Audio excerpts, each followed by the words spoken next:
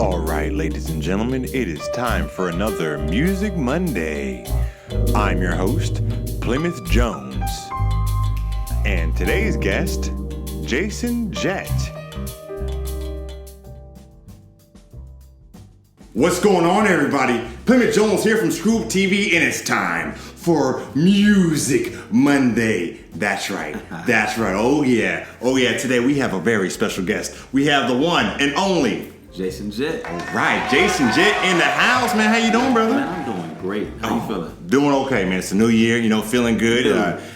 Get to start anew, and we got a whole year ahead of us. Man, I'm so excited for this year. It's good, man. It's gonna be 2020, man. All year long, man. Jason, you're a tough person to get a hold of, man. Man, whatever. You're busy, man. You're busy, man. Yes, sir. Man. You guys know Jason Jett. You guys know Jason. Yeah. Look, man. So musician, artist, songwriter. Yeah.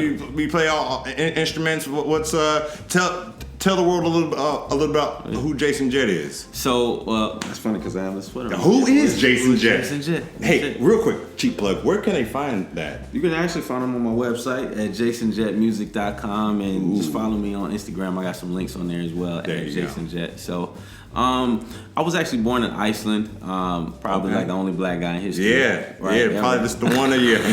Were you just formed out there, or their parents? What's the little Northern Lights? Northern Lights, yeah, you just got to beam down. That's pretty much what there you go.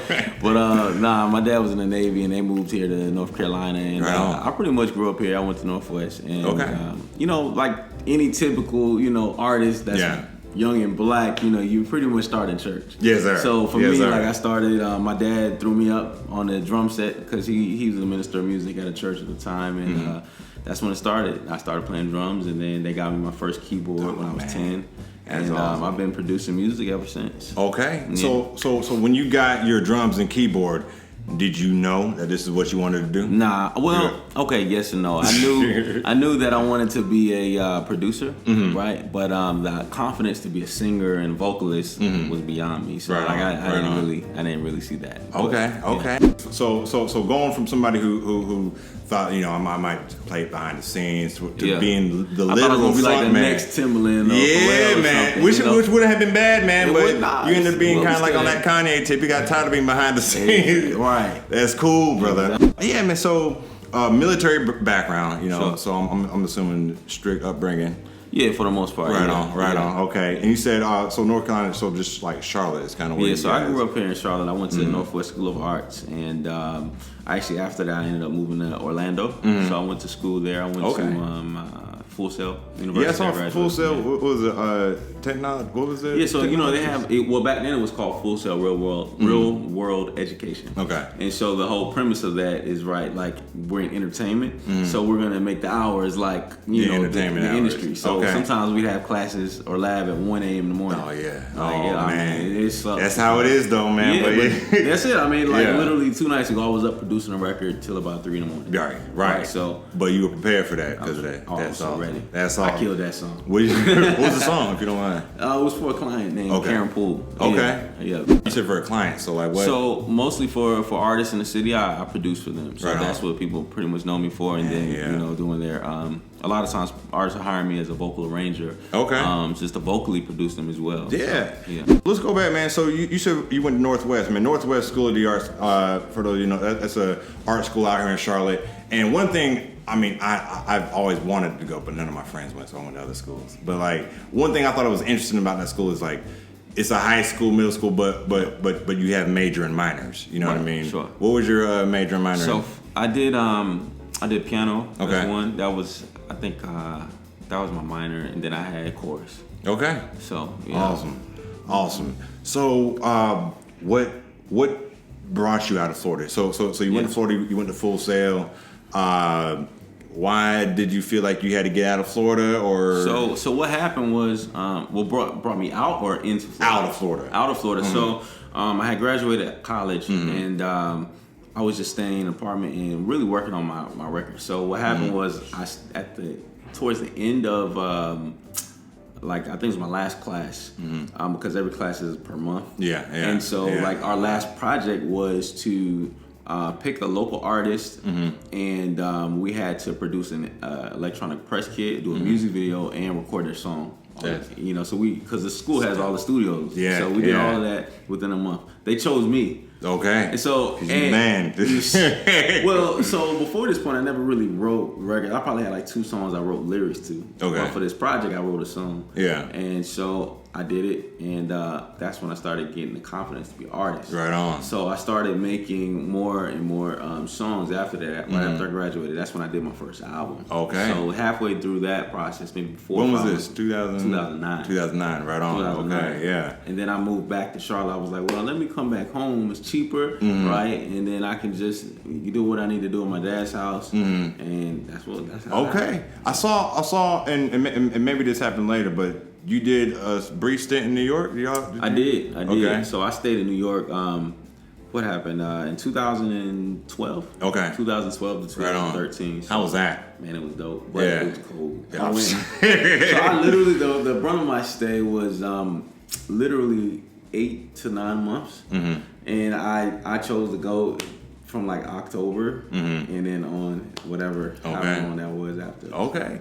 What did you kind of like? I mean, being in such a hub of like the arts, like were there things that you kind of picked up in New York that you might have brought back down? Whether it's whether it's a state of mind, whether it's one small thing that you learned up there, or well, I think the biggest thing with New York is I don't know if you can ever be ready for it. You know what I'm saying? Yeah. But you gotta really be in the mind space of action. You know what I mean? Like really, really major action. So for me, like I felt like my biggest takeaway at that time was I didn't really take advantage of it. Right. You know what I mean? Like that was a moment in my life where like I got back, reflected, and I'm like, I didn't really maximize. right. But that in itself is probably like a lesson. It was you know a what lesson. I mean? It was a lesson for me. You know what I mean? Yeah. So if I could do it again, then I would have.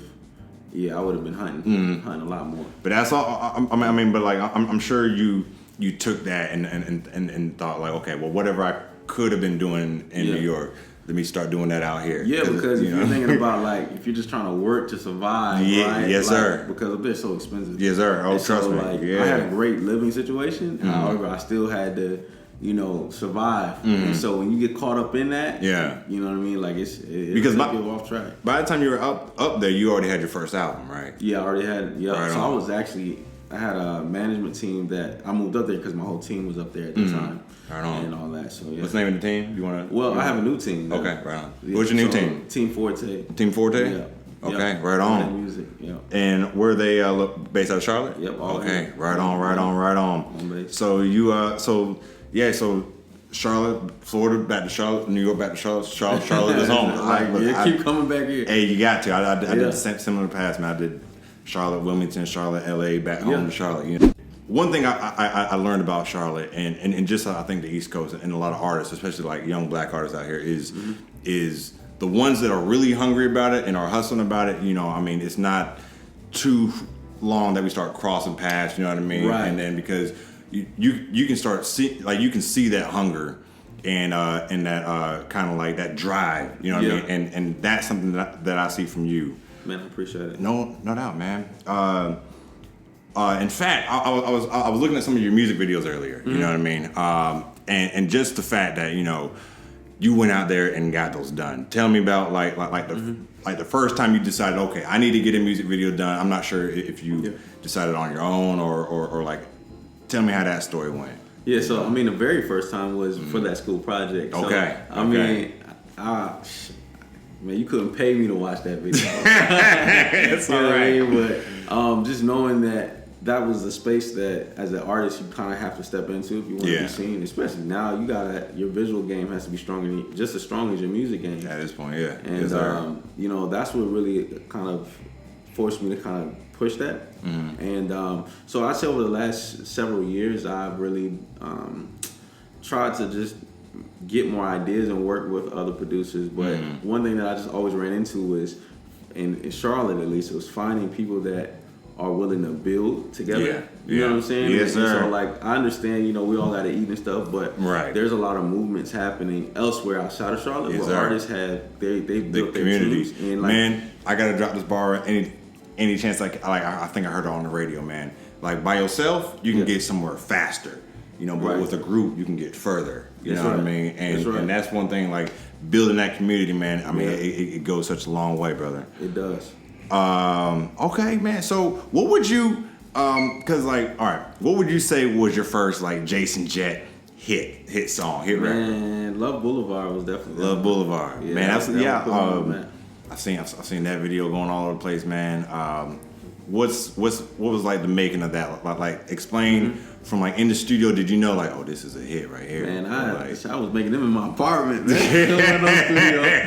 Man, that was in my little dinky old Florida apartment. yeah. Apartment studio. Yeah, apartment studio. But nah, I mean it was cool, man.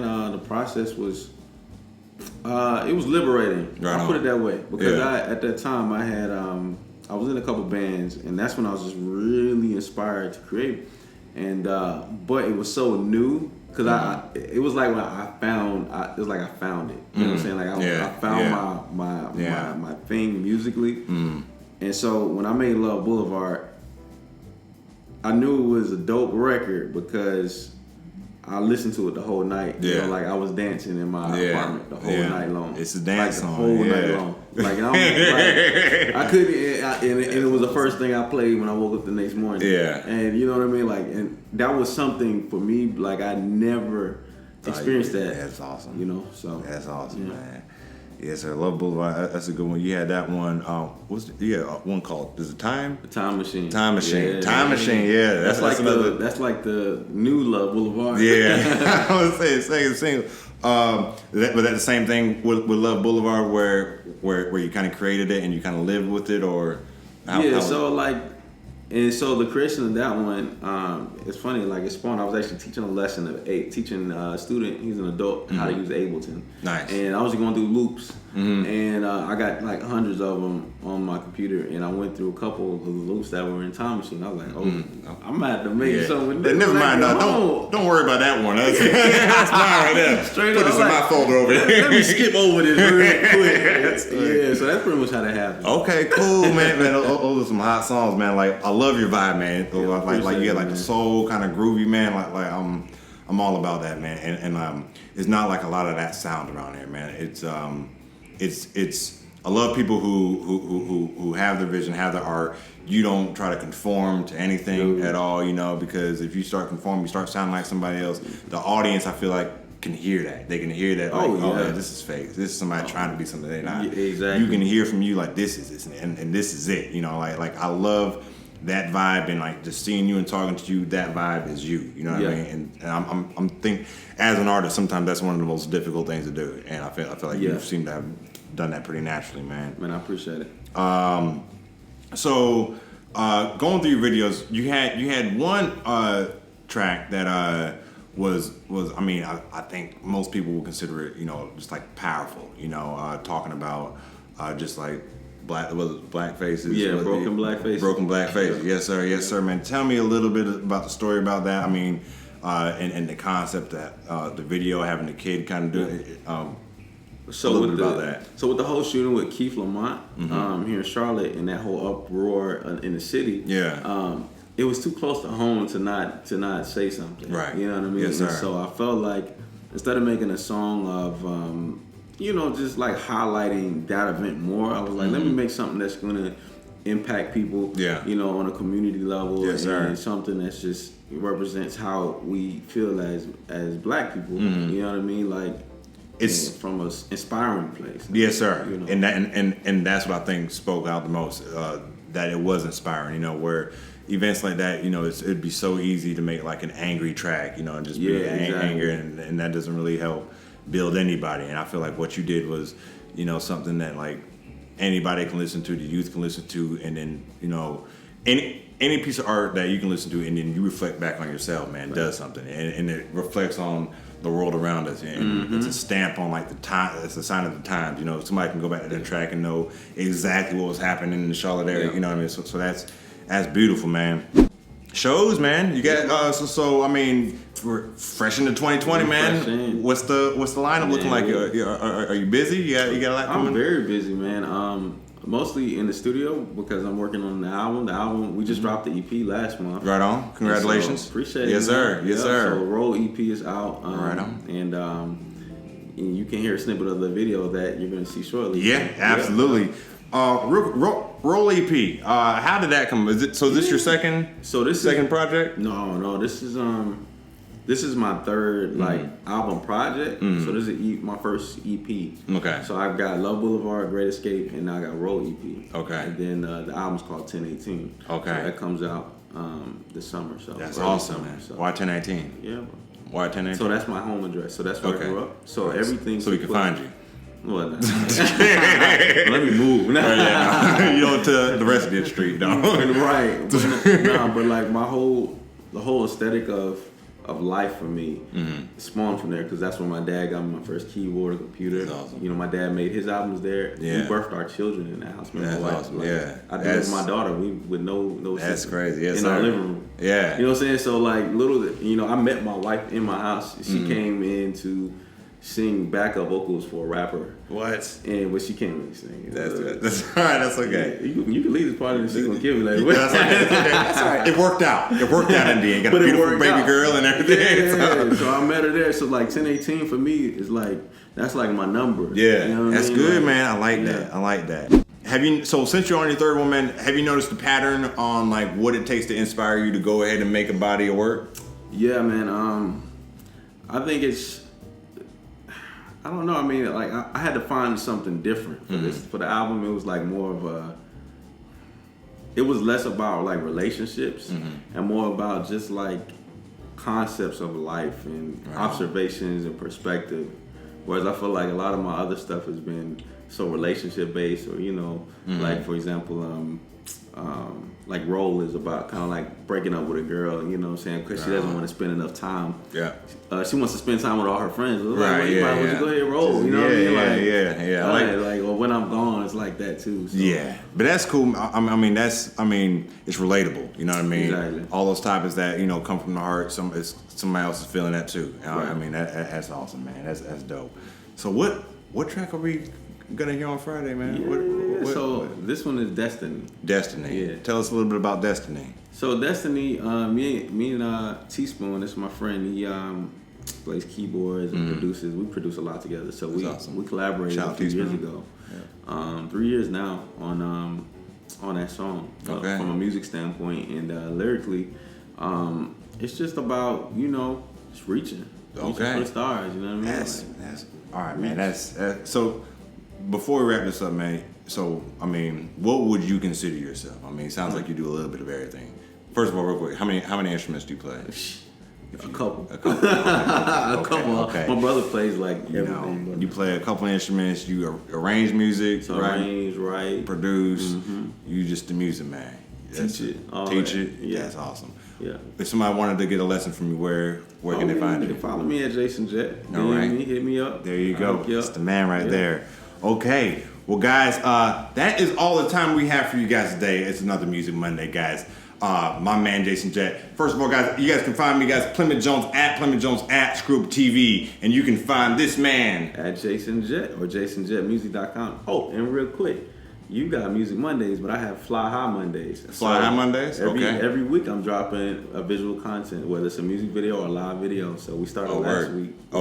So Fly High Mondays. Guys, check them out. Man, I got to get on one of those. I got to figure out something I can do. Come on, let's get it. We're going to figure it out. There we go. Come on, let's get it. All right, guys. Make sure you guys stay tuned. Friday, all right? Friday to Light and Song. They are going to be showing the brand new video for Destiny at noon.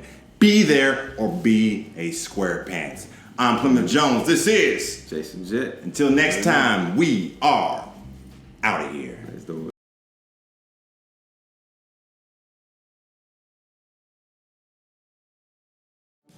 The future seems so clear to me.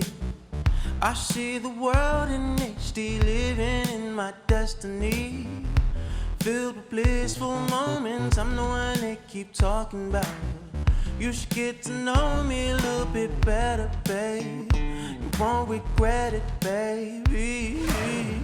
I had to give up everything I own. I lost a couple friends, now they're foes. I had to see the world